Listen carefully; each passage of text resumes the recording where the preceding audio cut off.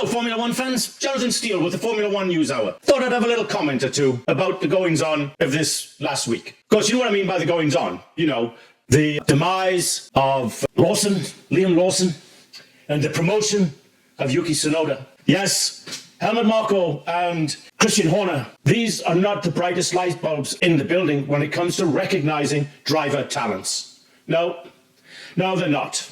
Well, that is, of course, if you listen to all the pundits out there. Of course they are. Everybody's talking about, oh, Liam's being demoted. You really think so? Liam didn't have such a bad race in Melbourne or in China. In Melbourne, he would have finished the race if he hadn't had slicks on. Yeah, he wouldn't have come in much above 18th or 19th, pretty much like what he did in China. But Jonathan, they hired him to get into points positioning. Yes, they did. They did. And like everything else in life, it's a learning process. Ask Max Verstappen. Yeah, he got lucky, you know, and I think, his third or fourth race or second race, whatever, he wins. What about all the wrecks he had along the way? It's a learning process. So, Jonathan, why is this swap going on? It's simple. What's our next race? Japan. What is Yuki Tsunoda?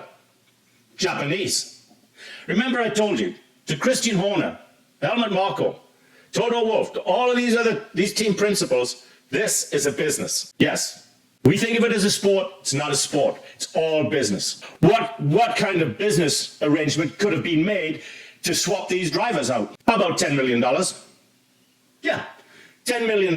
That's what Honda is paying Red Bull to put Yuki Tsunoda in that car next to Max Verstappen.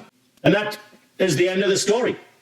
No big swapping drivers out. Christian Horner and Helmut Marko's lost it. They used to have a really good stable of drivers. If you go out there and what's amazing to me is all of these sites, they all think, we're the smartest guys in the room. And if you don't believe us, you just ask us. We know everything, we hear everything, and then we report on everything we know and hear. No, they're just guessing. They're just making stuff up. And every now and then they say it often enough and they change all the directions of the speech and the news and everything. And sure enough, Christian Horner and them got going where they were going anyway.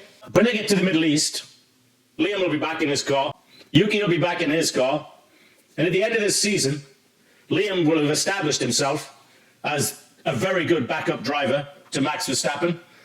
And Yuki Tsunoda will be looking for another ride. That's my prediction. Have a great week, everybody.